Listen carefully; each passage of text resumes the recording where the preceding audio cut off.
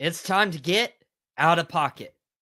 Breaking news today, Matthew Stafford has decided to return to the Los Angeles Rams after restructuring his contract. Also, later this episode, we're going to explain why Steph Curry and LeBron James might be dominating the Western Conference. And in addition, I'm going to give you 3 bold in-pocket takes for the Elimination Chamber this weekend. Since we didn't get a wrestling podcast to you, we also will have Sean Lucas dropping his Elimination Chamber predictions tomorrow morning, 10 a.m. right here on Boom Broadcasting. So if you're one of our wrestling fans, our sports fans, or just enjoy content in general, we'd love for you to hit that subscribe button because we have a big show for you today. We have a big slate as well.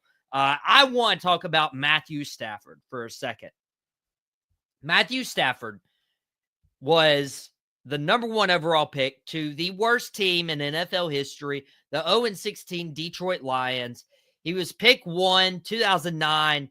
He just turned 37 years old. And a lot of people are wondering, Matthew Stafford, is he going to retire? Is he going to explore different avenues? There were potential of maybe him joining Pete Carroll with Las Vegas and the Raiders, or him going to the NFC East, where the reigning champion Philadelphia Eagles are, where a young hot start Jayden Daniels and the Washington Commanders are, and the Dallas Cowboys, who are obviously a big regular season juggernaut. There were a lot of questions about Matthew Stafford's future. There were a lot of questions. Well, those questions dissolved this past few hours, where Matthew Stafford restructured his deal and has returned to the LA Rams, joining Sean McVay. And this is huge because when the Rams traded Jared Goff away to go get Matthew Stafford, that year in 2021, Matthew Stafford had perhaps the best year of his entire career. He threw for over 4,000 yards. As a matter of fact, he almost got 5,000. 41 touchdowns, and hoisted a Lombardi trophy at the very end and a 102.9 passer rating. And ever since then, of course, the next year he was hurt a little bit. And the next couple years, he has a lot of his weapons hurt. Puka Nacua goes down. Cooper Kupp goes down. Kyron Williams goes down. I mean, the Rams have just not been healthy. They're now in the post-Aaron Donald era. And there's a lot of uncertainty about an aging roster with the LA Rams, but one thing you can age at is quarterback. When he is a leader, when he is a good quarterback, he finished with over 3,700 yards this year, 20 touchdowns, 8 interceptions, and didn't have a lot of support around him just because of injuries. And I can see this move doing well for the LA Rams and Matt Stafford. You know, maybe just one more year in the NFL. We'll see what happens for the LA Rams. But I want to tell you guys, there is more than just one domino to fall for this. So we're going to introduce to you a segment where I give you 3 dominoes as to why you should care about this news that Matthew Stafford is returning to the LA Rams. First domino to fall. Cooper Kupp is remaining with the Los Angeles Rams. This is a prediction. This isn't news, but it might as well be. Because Matthew Stafford and Cooper Kupp have a solid connection, I see Cooper Kupp remaining with the LA Rams. Now, he was rumored in trade talk and, who could go get Cooper Kupp? He's not as healthy, but if you're going to run it back with Matthew Stafford, you might as well run it back with Cooper Kupp and take a chance on this guy being healthy for this season. That just makes sense to me. Cooper Kupp, he only played in 12 games this past year. 67 catches on 100 targets, 710 yards, 6 touchdowns. He was also hurt a little bit the last 2 years. He finished 9 games in 2022 after their Super Bowl run in 21 and Cooper Kupp's big year. And he finished 12 games in 2023 with a almost career low of 59 catches, 737 yards, 5 touchdowns. I mean, Cooper Kupp and Matthew Stafford are like peanut butter and jelly at this point. You weren't going to trade away Megatron in Stafford's prime. You're not going to trade away Cooper Kupp when you would convince Matthew Stafford to stay with your team. That is what is happening. That is the right move for the Rams organization to keep Cooper Kupp, keep Puka Nacua. As a matter of fact, try to go out and get a third wide receiver to where you can play with Cooper Kupp in the slot, where you can play with Nacua in the slot, and you can have that guy on the outside to take some pressure and coverage off those two guys and get people out of the box for Kyron Williams. That's how this impacts the Rams and decisions they're going to make. But as I mentioned, Matthew Stafford could have very well ended up a member of two different organizations that inquired about attaining Matthew Stafford and his services. And ironically, I had two guys on Out of Pocket yesterday. It was a great time. We got pretty heated about the NFL draft, so on and so forth, players and podcasts as well. We got pretty heated. I didn't get them on today, one, for scheduling reasons, and two, I don't know. I don't know if I could handle all the, back and forth and people telling me I'm out of pocket. No, I'm kidding. Jason does a great job. But who doesn't do a great job is Jason's New York Giants. And so they're not going to get Matthew Stafford. So the second domino to fall is they're going to get a rental, and that rental is Jameis Winston.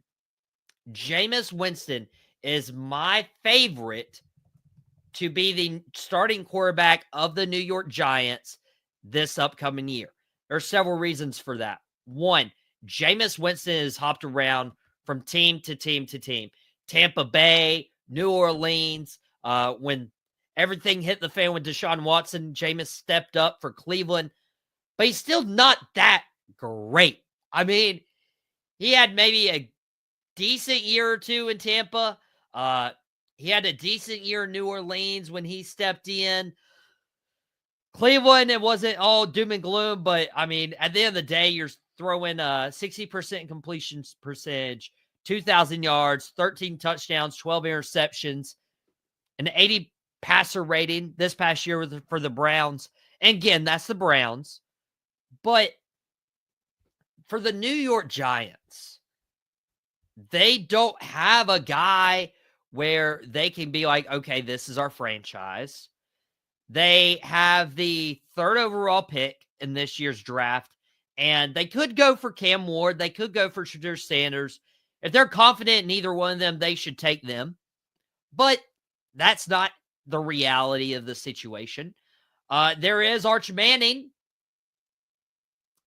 There's Arch Manning, related to you-know-who, Eli Manning, famous New York Giants quarterback who brought them or helped win 2 Super Bowls. You have him in the draft next year. Giants also have a lot of holes. I could see them using that third overall pick on an Abdul Carter if he drops, or a Travis Hunter. I really don't want to as a Cowboys fan, as you can see from the background. But those are just options that the New York Giants have. They have a lot of holes. They could also trade back and get more draft capital, because guess what? You did send Saquon Barkley to the Philadelphia Eagles and help them win a Super Bowl. And the Giants are far, far from contention. And so for that reason, if you're not going to get Matthew Stafford and you look at the rest of the quarterbacks in this class, you could trade for Kirk Cousins, but why would you trade for a quarterback and get that established when you don't have an offensive line, when you don't have a running game, when you have one wide receiver and that's it? That is it. You obviously have to realize your limitations. And so why not bring this guy in, Jameis Winston, and don't care how many games you lose this year, because next year you're going after your franchise quarterback. If that be Arch Manning, and you're able to secure the number 1 overall draft pick. And with Jameis Winston, with that team and that locker room, you need a guy like Jameis Winston. He can hype up the boys. But the Giants weren't the only ones in contention for Matthew Stafford. So were the Las Vegas Raiders, Cody's favorite team from Drew Code Sports Talk. He was on the show yesterday. Domino number 3. The Raiders get Pete Carroll and Russell Wilson. And Raiders, thank you, because this Pete Carroll and Russell Wilson reunion is really all fans want. I mean, much like the New York Giants, the Raiders are not one quarterback away from contending. They have the Kansas City Chiefs, who have been to 3 straight Super Bowls, almost won 3 straight. You have the Denver Broncos, who, with Sean Payton and Bo Nix, they're making strides and have a strong defense. You have the LA Chargers, who have just as strong of a defense with Jim Harbaugh and Justin Herbert. Vegas, I am sorry. Cody, I apologize because you've become one of my dear friends, but the Raiders are not competing in the AFC West this year. That's the reality of it. But you have a coach in Pete Carroll who is very energetic, energizes everybody he's around, and he won Super Bowls with Russell Wilson. So if you are going to have the best version of Russell Wilson, if you're going to have the best version of Pete Carroll, we need a reunion. Now, this does not mean that the Raiders can't take a quarterback day 2 or day 3 and have him learn under Russell Wilson, or maybe even compete for the job with Russell Wilson. But whether it's in the locker room or whether it's on the field, you need Russell Wilson in Las Vegas. And I think the big domino effect is we get that Pete Carroll and Russell Wilson reunion. So when this does happen, you can reference back February 28th on Out of Pocket for that take. Moving on to our next topic. Okay, we got some NFL news covered out of the way. And then there's been some stuff happening in the NBA here in the last couple of days, particularly last night, that has me thinking. And I don't love talking about this because I think we all got fatigued over what this was. But I think 2 moves at the NBA trade deadline, which that's what the NBA trade deadline is, let's be honest. It's giving these teams juice for a playoff run. And I think with the NBA trade deadline, we see who's going to be in the Western Conference Finals. And it's, unfortunately, the team that went out and got a 5-time first-team All-NBA superstar, Luka Doncic, and a team that got a troubled superstar from my Heat squad, the Golden State Warriors. Now, we're all concerned and worried about what the new face of the NBA is like and who it is and who it's going to be. LeBron making comments yesterday about, like, hey, why would you want to be the face of the NBA if you're getting scrutinized and treated like this? Blah, blah, blah. All right, calm down. What I can say is when it comes to basketball, when it comes to on-the-field success, the Warriors and the Lakers have both made tremendous strides. What it looks like right now, the Western Conference picture, the Golden State Warriors are the 7th seed right now. They're 50.5 games back from the number 1 seed Oklahoma City Thunder. They're a half game back from the Clippers from avoiding the play-in tournament. The Warriors have won 5 straight. They've won 7 of their last 8 ever since Jimmy Butler joined the Warriors after the deadline. And the Golden State Warriors, they're cooking.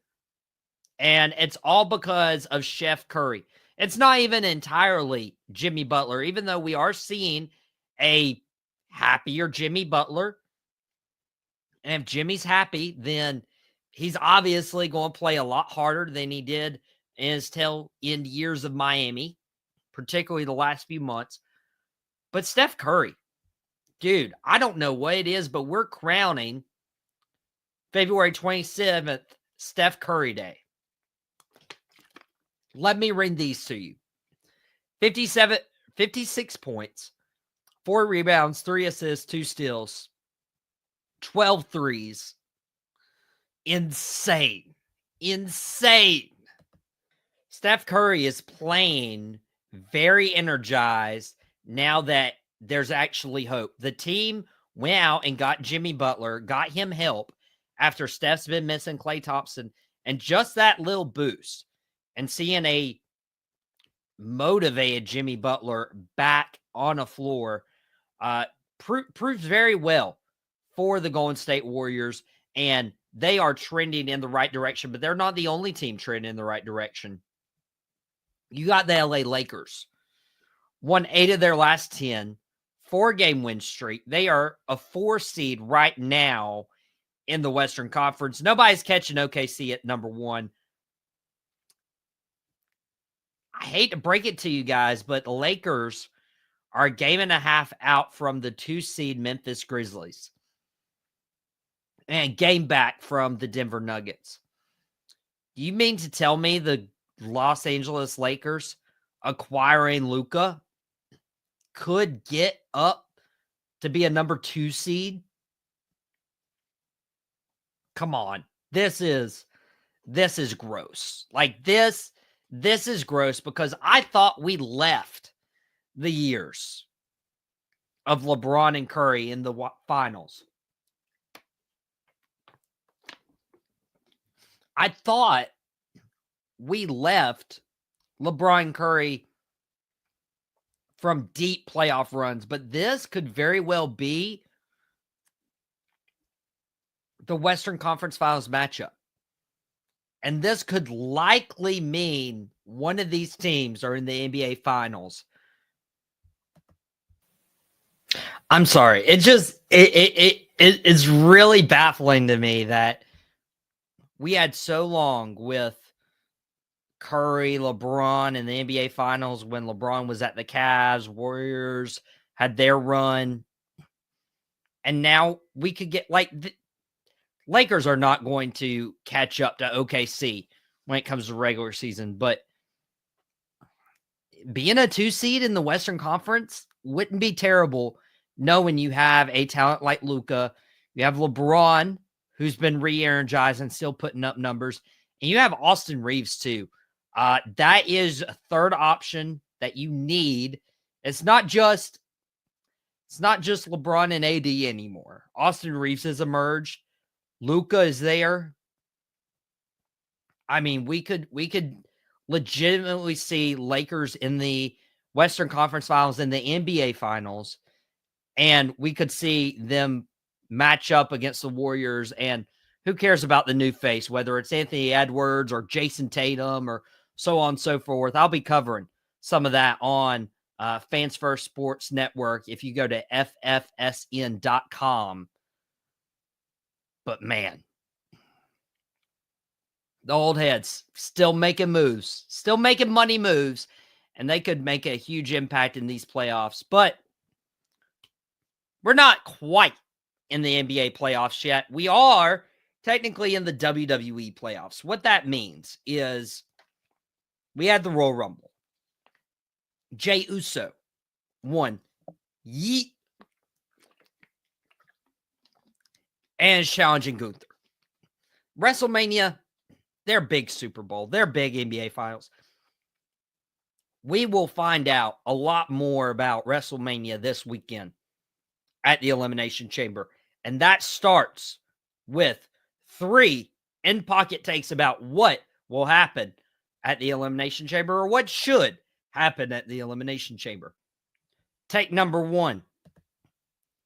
Bayley should win the Women's Elimination Chamber, but she should win it for Rhea Ripley. What I mean by that is Bayley had her moment last year, win the Royal Rumble, going on to WrestleMania, beating Io Sky and winning and walking out women's champion at last year's WrestleMania.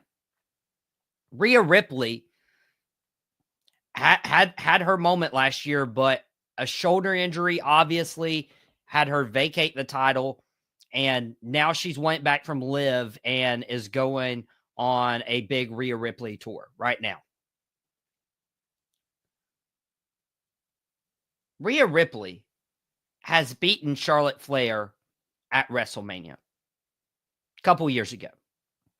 Rhea Ripley has beaten Becky Lynch last year's WrestleMania. Sasha Banks, Mercedes Moné, she's not here. But Rhea Ripley and Bayley have never wrestled one-on-one, especially at this stage.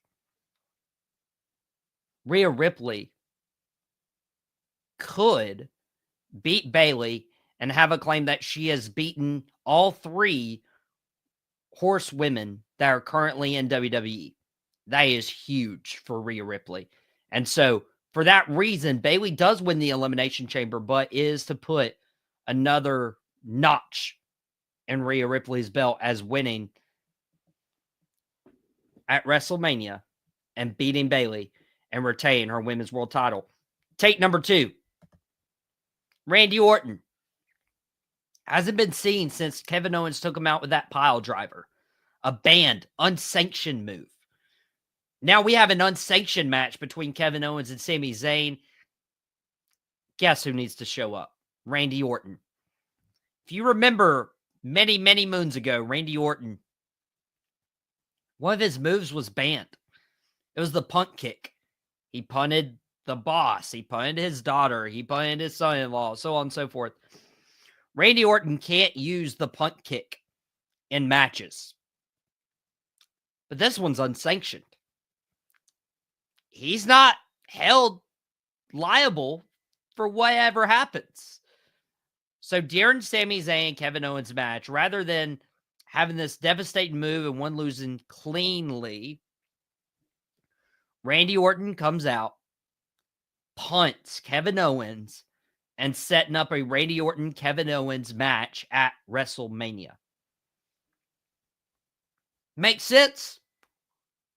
We need the punt kick, and we need it this Saturday. Unless Randy Orton doesn't want to wrestle Kevin Owens at WrestleMania. Maybe he should wrestle this guy who should not win the Elimination Chamber. And that's my third in-pocket take. John Cena should not win the Elimination Chamber, but more importantly than that, he should not challenge Cody Rhodes one-on-one. We know Cody is meeting with the final boss, The Rock, in exchange for his soul. Where's the adrenaline going, by the way? But John Cena is in the Elimination Chamber to try to make it to WrestleMania to wrestle Cody Rhodes for the WWE Championship as final WrestleMania in pursuit of a record-breaking 17th world title.